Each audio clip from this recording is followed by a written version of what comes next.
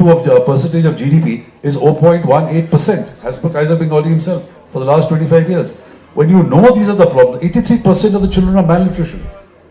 But the government does not do, the Pakistan government does nothing about it. And therefore the alienation has reached such levels because the people know they're not going to get justice from Pakistan state. As far as India not having a consistent policy and because of the kind of differences that you mentioned, well, you know, I will not be in a position to comment on it. Vivek, do you want to say something? Let me pass the buck on to you. I think your professional background has always enabled you to pass the buck, but I won't fall in your trap this time. Thank you.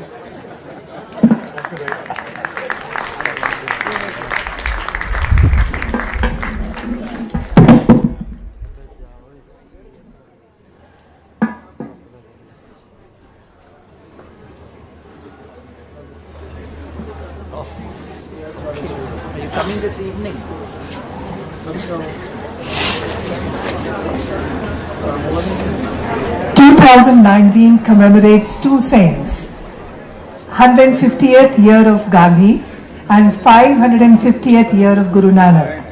And then there is one sinner too, of the Jallianwala Bagh 100 years ago. Dyer cannot be dismissed as a deviant, but the culmination of a large body of atrocities that were part of the colonial violence of the British imperialism. The lack of an unequivocal apology to this date by the subsequent UK government is seen by many as a lingering of a racial mindset that refuses to be eradicated.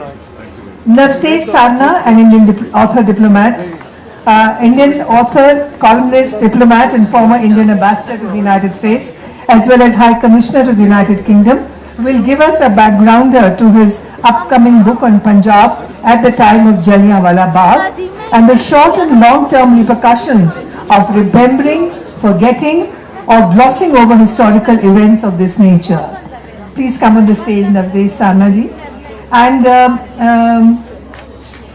joining Navtej Sarna is Rajesh Ramachandra, Editor-in-Chief of Tribune. He has 2 decades of experience in print journalism and has broken some big stories such as the coffin scam and the Balco valuation scandal. I also call on stage Navdeep Suri, Indian diplomat and Indian Foreign Services officer. Currently he is High Commissioner of India to the UAE.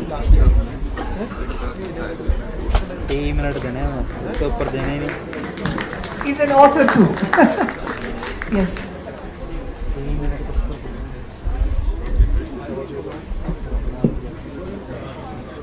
Thank you. When I got a mail from Nilofer a few days back saying, would I moderate this session? I said, sure, because I belong to Amritsar and so I guess I have as good a claim as any of the other panelists to do that. The other part of the conversation was that Jallianwala Bagh itself has been discussed quite extensively in the context of the centenary earlier this year. And so today, instead of going into detail on the Jallianwala Bagh massacre, let's look at Punjab at the time of Jallianwala Bagh massacre. What was the set of circumstances? How much do we understand what was going on at that point of time? And I think this is critical, not just because we want to know why did General Dyer do what he did, but why did we react in the way that we did? Question. Mic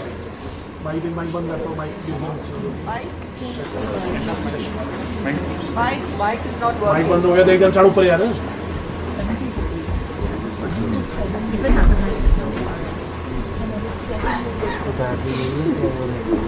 कुछ भी mic नहीं चल रहा है। अभी नीचे गिरा mic within class conference में। तब दूसरा माइक नहीं चल रहा है। दूसरा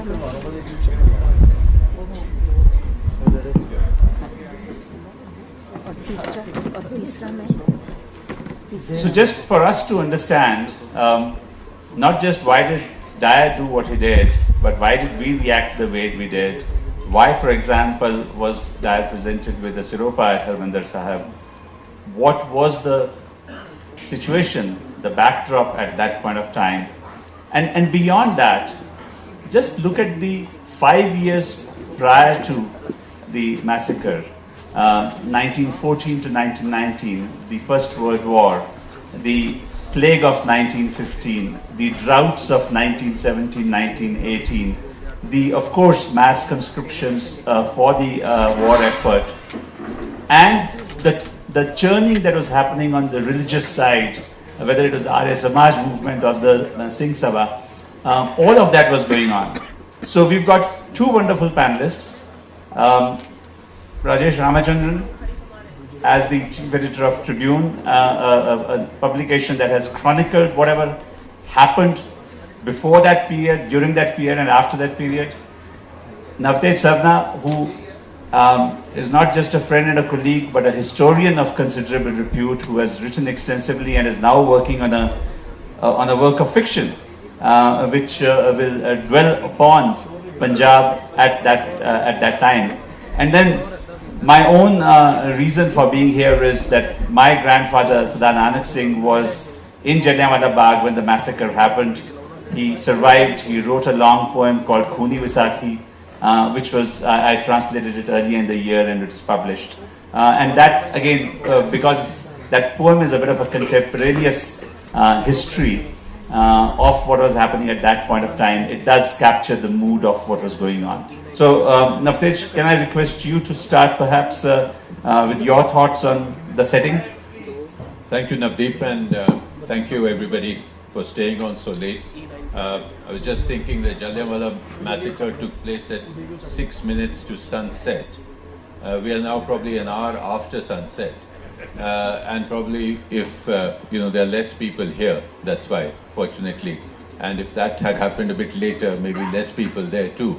May I request people at the back to come up? It will probably become a little cozier, and we'll be able to have a nice chat. I think Navdeep has really excellently laid out the kind of framework for what we need to discuss, because we've had a year of the centenary of Jallianwala Bagh, and we've had many discussions about the actual events of the day and the month that happened. But very often what is lost is the sort of the larger picture, and frankly that's what I'm going to try and encapsulate in my book, which is still a work in progress. Now that it's been announced, I jolly will have to finish it. But if you look at Punjab 100 years ago and about 20-25 years before that, I think it was one of the most interesting periods for Punjab. Not all good, but a real churning was happening. Both on the political front, the economic front, and the socio-cultural front. The political front is easier, but I would like to pick up three strands, if you permit, and talk a bit about them, which were happening and coming together in a way at the Jallianwala Bagh or at the, in terms of time, if not space. I think one which is very often lost in our history as something that happened and was a flash is the Ghadar movement. And the Ghadar movement was something which had come and sort of fizzled out in Punjab just before the Jallianwala Bagh events took place. And to give a brief run-up to that, the Ghadar was something which started by people on the West Coast, in San Francisco, Sacramento, Vancouver. Essentially, a lot of people had gone, and here's the economic angle, a lot of people had gone out of Punjab. They had emigrated to Shanghai, Hong Kong, Singapore, and some had finally reached the United States and some Canada. Again, the reasons were purely economic, as probably why immigration takes place today. The price of labor per day in Canada in the late 19th century was $1.50 per day, which was at 3 rupees to $1, a fairly decent sum. And the United States, even then, was better than Canada. It had $3 a day. So people, when they thought they had a problem here, they had economic issues here, they had poverty, they had a colonial economy, they had famines. If they could, they did. So a lot of people went to East Asia and from there reached there. We don't have time enough to go into details, but by the time of 1913, Gadar party had been formed and they had started issuing newspapers, Gadar Ki Goonj, and etc., 2 or 3 newspapers, and their motto was very simple: Gadar Hamara Naam, Gadar Hamara Kaam. And that was the motto.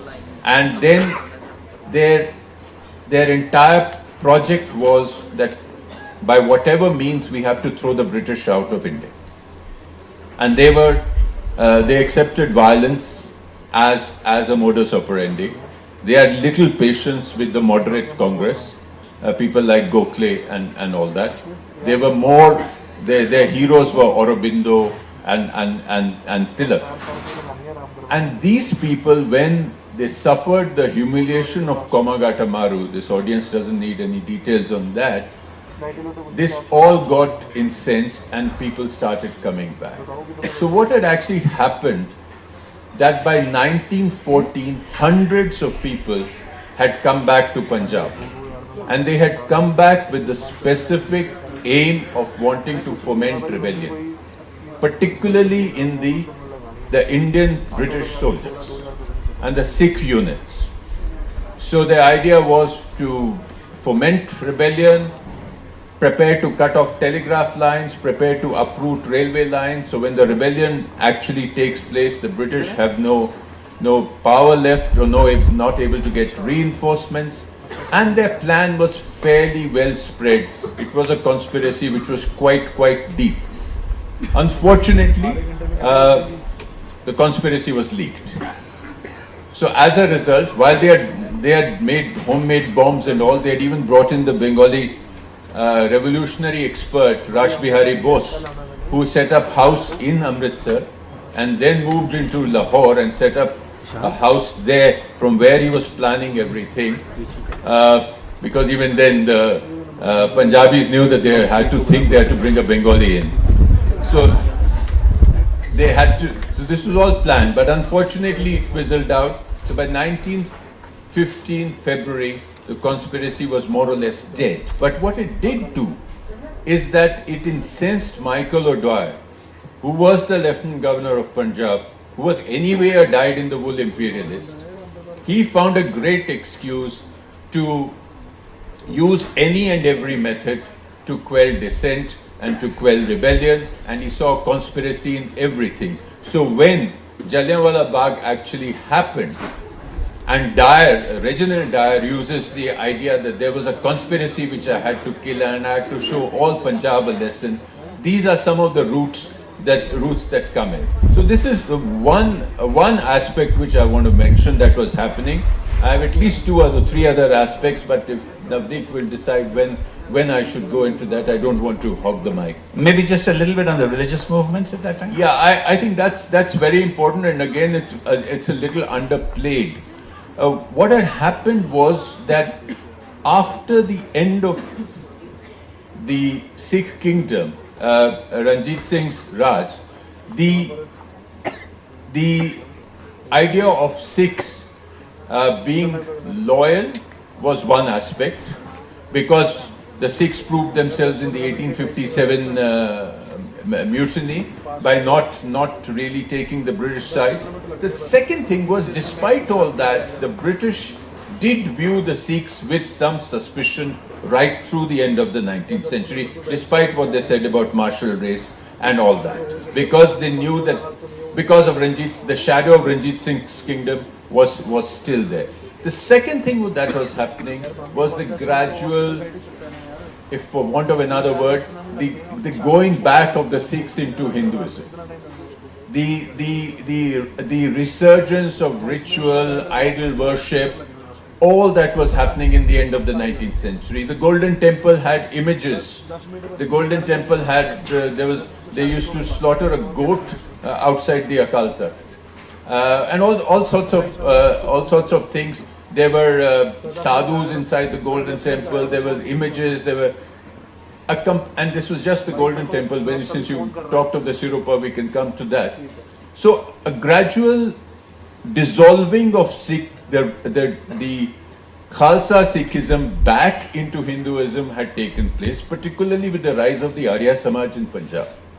Now, Arya Samaj at one stage was very much like Sikhism in terms of purity, etc. But then there was a divide because the Arya Samaj, Dayanand, etc., criticized the Sikh gurus in very strong terms. So that divide came up. Then there was felt a need for a revival, a cultural revival more than a religious revival. And that was the Singh Sabha movement, which started off in the 1870s, became stronger and stronger. It had its divisions. It had the Amritsar group and the Lahore group. But their main thing was to purify Sikhism, quote unquote, bring it back to what the rehat of the gurus, take out the Hindu elements that had come in, and also they stressed a lot on education. So the Khalsa colleges, the Khalsa schools were started then, and this was really again the socio-cultural background at the time of the Jallianwala Bagh, and that was happening. The third element is the war, but we can come back to that later. Right. So turning to Rajesh, Rajesh, so much has been written over the last 24 months or so about Jallianwala Bagh, and yet you produced this lovely book. What compelled you to take up this additional effort? Was it just driven by the role that Tribune has played, or were there other considerations that you were working on?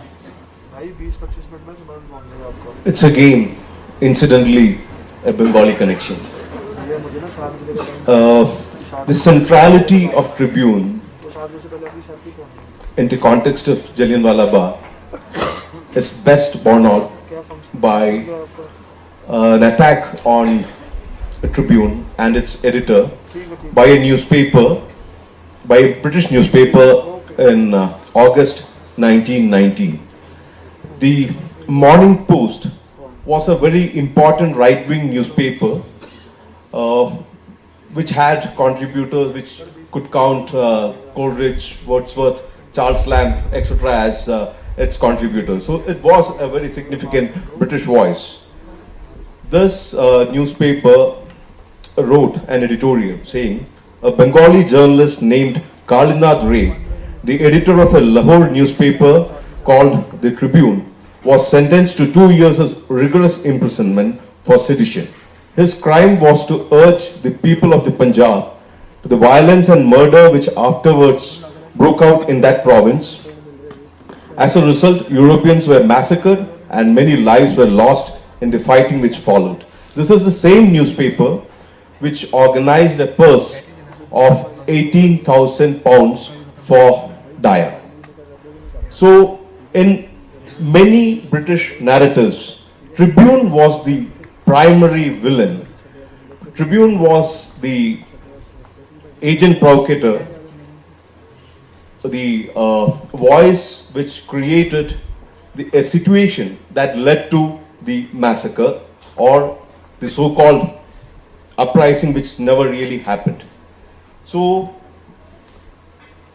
this happened right from March onwards. March there was an editorial called Colossal Blunder with reference to the Rowlatt, the newly passed Rowlatt Act, and afterwards on April 10th there was an editorial blazing indiscretion which actually caused the imprisonment of the editor. The editor was sentenced to 2 years rigorous imprisonment, which was brought down. The case had gone up to the Privy Council, and but before the case was settled, he was let off after 4 months. He was arrested on 17th of April, just 4 days after the massacre, and at least 4 months later. the publication was suspended for several months. But the most interesting thing while I went through the archives was that after he came back, after he returned and resumed his job, there was no letter. There was not an iota of difference in the tone, the tenor, the rigor with which Kalinath Ray was leading the newspaper and attacking the British administration.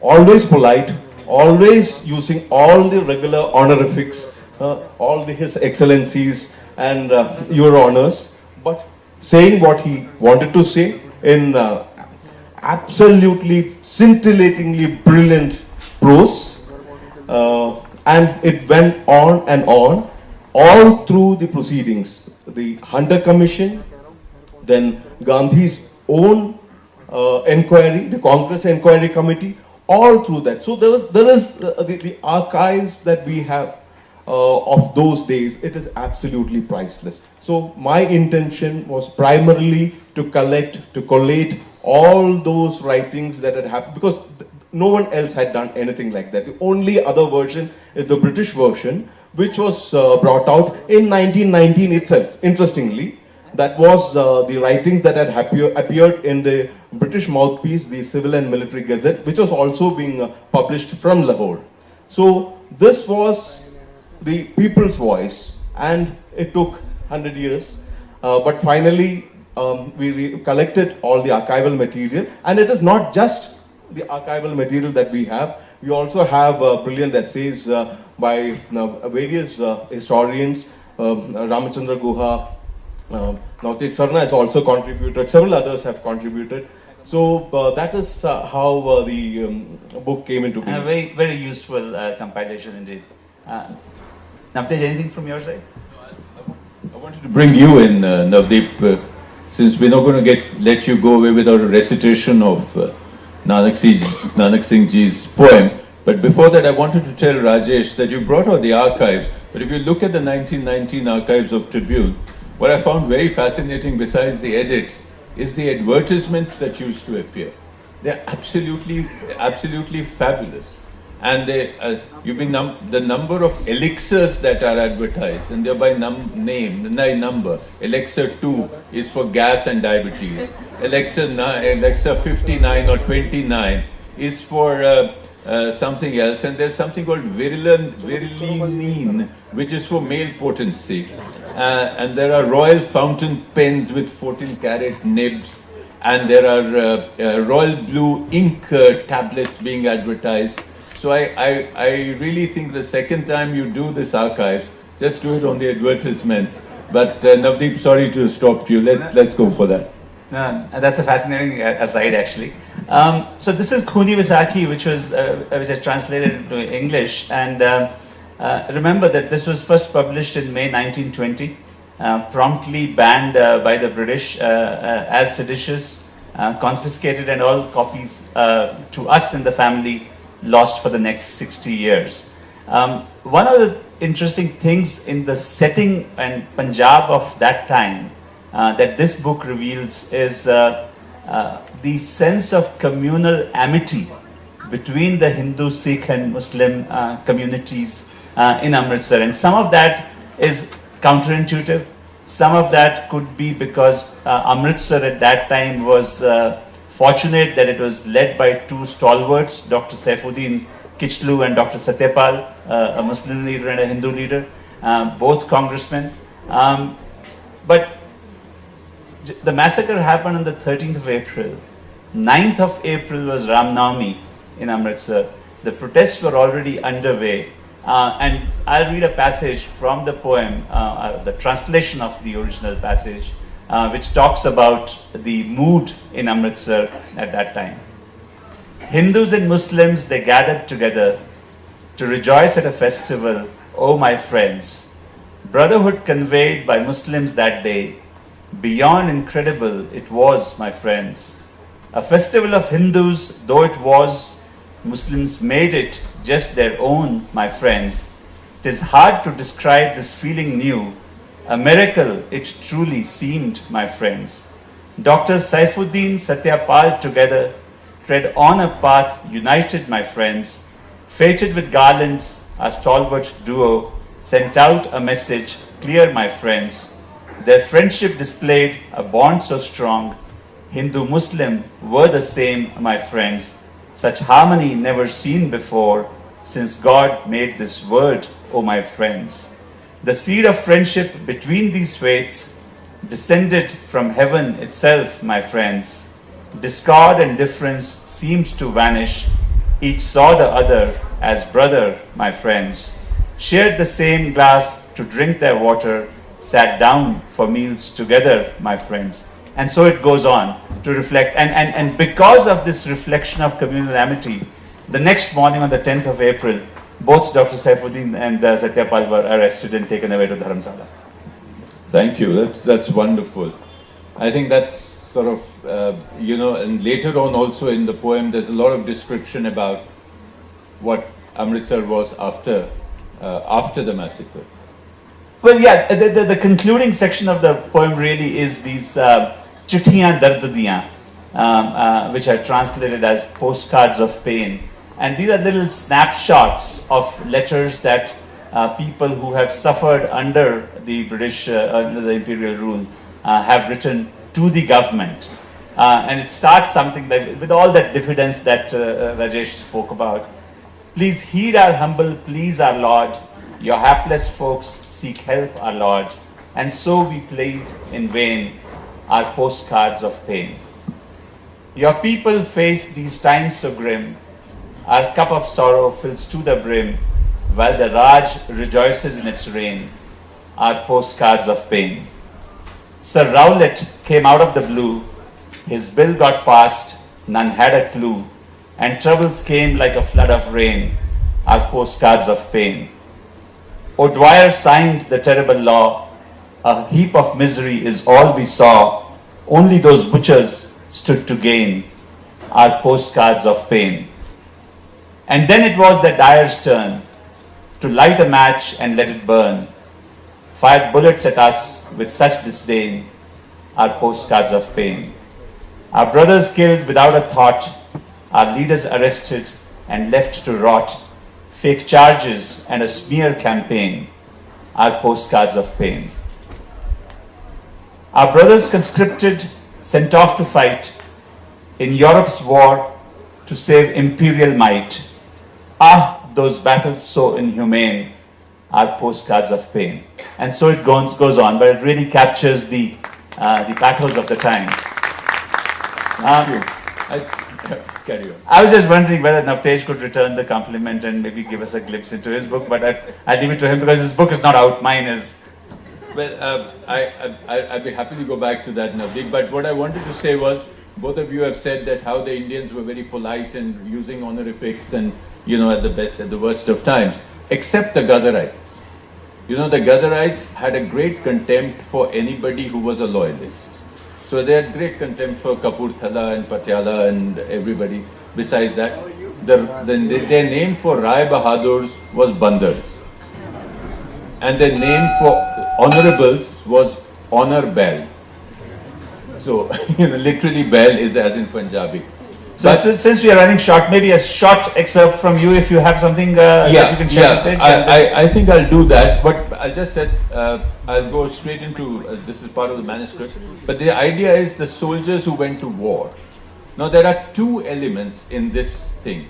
One was the process of recruitment, which in Punjab was after a certain time enforced by Michael O'Dwyer. So there was forced conscription.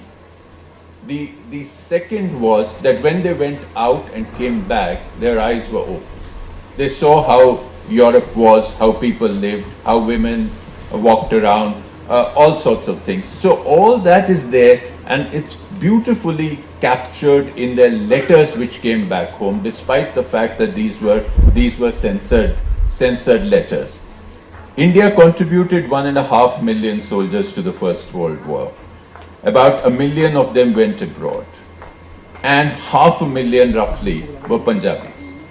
So during the 4 years, even by Michael O'Dyer's own admission, he conscripted 360,000 soldiers. and many of them under duress. So what I'm going to read out, it'll take about 5 or 6 minutes, is the protagonist. He's a soldier, he's become a Lance Naik, and because he studied 5 classes, he's been asked by the Brits in France to help with reading the letters. So this is where it is. Suddenly the trenches seemed very far away. Last night Kirpal had a chair to sit on and a small folding desk with crossed legs on which he painstakingly wrote a handful of letters every day for the sepoys who stood in front of him or sat on their haunches, their unseeing gaze focused far away. He knew that the censors would remove part of what he wrote, but his job was to write what the men told him as best as he could. At times he wished he knew more words, that he had studied not 5 but 10 classes. He must have done something right because the duty stuck to him in Marseille, then on the ship that moved the Indian Corps to Mesopotamia, and then during the marches up the banks of the Tigris. The war that had been so far about himself, his survival, his warmth, his food, his safety, his memories of home became much more than that. As this river of emotion passed through his fingers, he became one with 1,000 others who had also suffered and felt and desired. Only the rare soldier now talked of the war as a great adventure for which he was grateful, or of a land of fairies and cherubic children, of lovely streams and houses where apples and grapes were plentiful, where the women had wicked eyes which flashed coquetry. The novelties of first arrival were forgotten.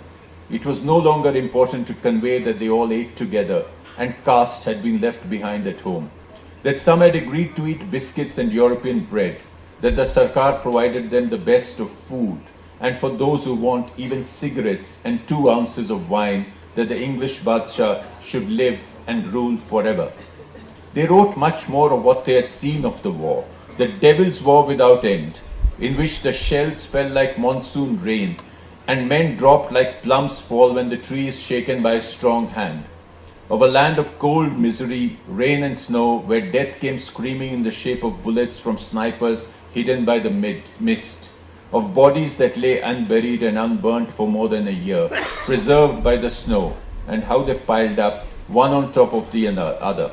This was not a war where one saw the enemy face to face, or where sword clashed gallantly with sword. Men did not stand up and fight. Instead, they burrowed themselves in the ground. Ships sailed the sky like kites, and cannon shot fireballs that weighed 12 mons each, and destroyed the earth 500 paces around where they fell. Fire powder leapt up from mines in the ground if you stepped on them, and poison gas choked you to an unholy end. If one had to see the anger of the Almighty, this was it. They wrote that each letter could be their last, and if it was, then those who were left should remember that they died fighting for Qaum and Izzat. Their last breath had the name of the Guru upon their lips, and they did not sully the reputation of their ancestors. And if they returned, there was much to be done. And this is the opening of the eyes. Money was not to be wasted on rituals and ceremonies. Women were to be educated. The old customs that were holding Hindustan back in the last century had to go. They didn't ask for much in their letters. They knew those back home had little to send. Only occasionally they asked for almonds or raisins or pickles, or 5 tolas of charas, or even better, 2 tolas of opium hidden in the pickle, or for the bhalwa plant, the one which washermen made their indelible mark on clothes, the smoke from which could inflame an exposed hand or foot and get the soldier off the front line for a while. So this is back and forth. Thank you. Beautiful, beautiful. And we look forward to reading the book. And for those who are interested in that particular period of history, my grandfather's Ikmyan Dotalwara, if you read Gurmukhi, is a classic. It is the book on which he won the Sahitya Academy Award in 1962. But I'll open the floor to questions or comments. Yes, sir. Very briefly, I wanted to ask you, because in Punjab that time there was a lot of militancy. There was a divide. There was also a Shahid, Bhagat Singh, who is also a very popular figure. What was the impact of this massacre of Jallianwala Bagh in shaping the life of Bhagat Singh? And in a way, did it, and then later on we had to like Lajpat Rai, we had the Hindu thing. And what role did it play even in shaping people towards religious lines? Like ultimately we had, as we mentioned, the Hindu, the Arya Samajist. Just I would like a reflection of this. Well, that's several large questions in one. I'll try to be very brief. One, Bhagat Singh was much later than the period I'm talking about. Bhagat Singh was 10 years later. So, but yes, Jallianwala Bagh had a huge impact from what we read. That I don't know how true this story is, that he actually went and he took a handful of soil from Jallianwala Bagh and swore vengeance. But there are these, this is a story, I don't know how true it is, but it said about Udham Singh, it said about Bhagat Singh. So certainly it was an inspiration to the later revolutionaries, a cause celebrated in the sense. Lajpat Rai, of course, was somebody who took on this and was the more militant protester amongst those. The religious divides were getting clarified, because the Singh Sabha movement led to the Gurdwara movement. And the Sikhs then organized the Akali movement, began in 1921. And that, in the sense, took back the Gurdwaras from the Mahants into whose hands they had fallen. So when we talk of the Golden Temple giving a Siropa to Dyer, it is not the Sikhs. It is given by the Sarabra of the Golden Temple, who was Arur Singh. He was an appointee of the British Deputy Commissioner. So he did it for his job. And these were to taint an entire community on that basis is completely wrong. In the sense, the Sikhs actually protested that. So, but yes, Arur Singh was a Sikh and he was in charge of Golden Temple. So the common knowledge is that Dyer was given. But these were, particularly amongst the Sikhs, there was a major divide amongst the people who had sort of taken control of the Gurdwaras for their own vested interests and from which they had to be free. But please add. No, I saw Mr. Ayer's hand at the back. Maybe somebody can give him a mic.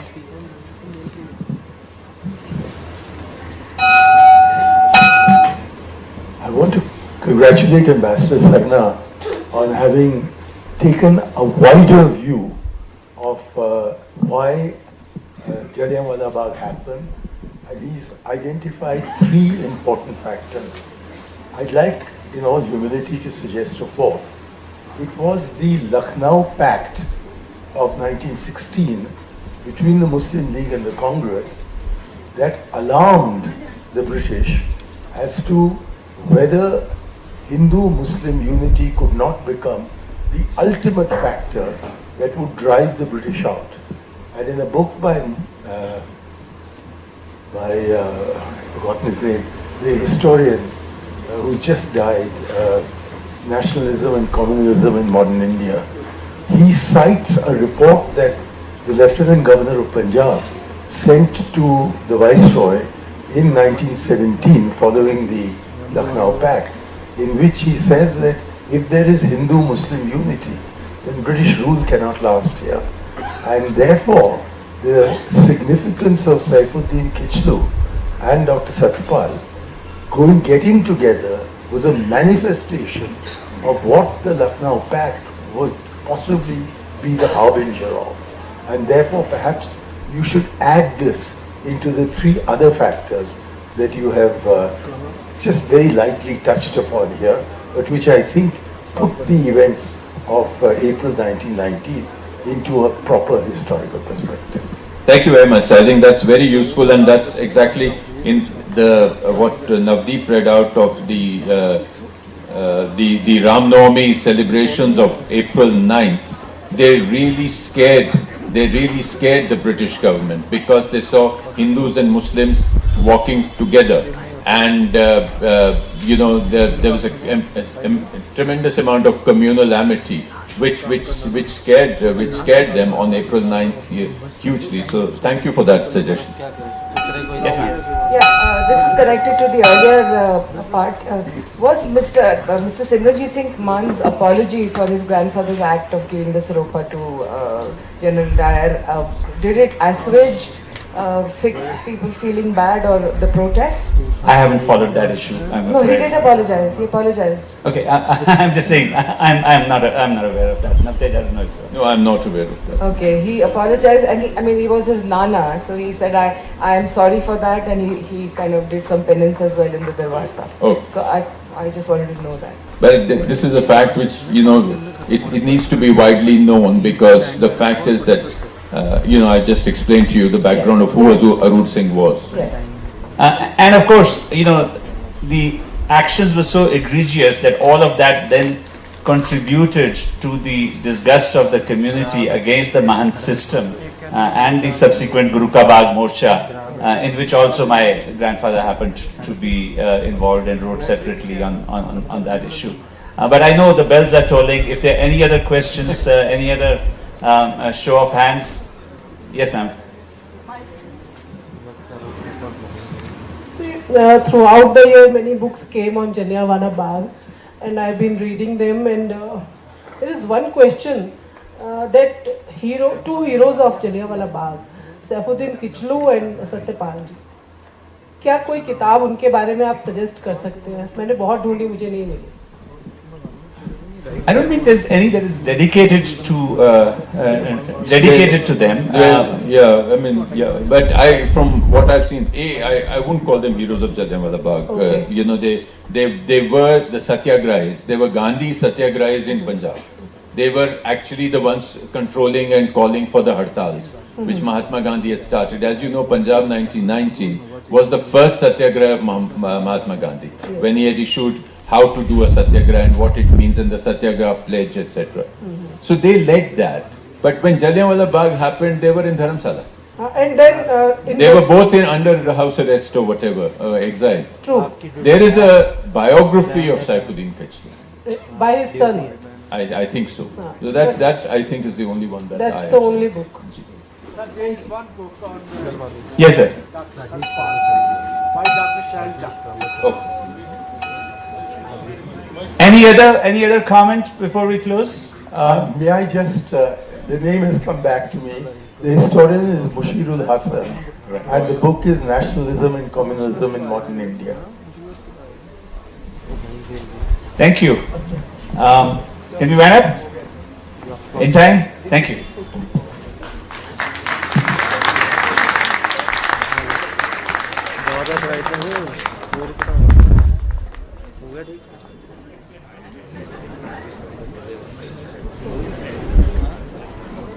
काट दे 20 तू भाई 50 है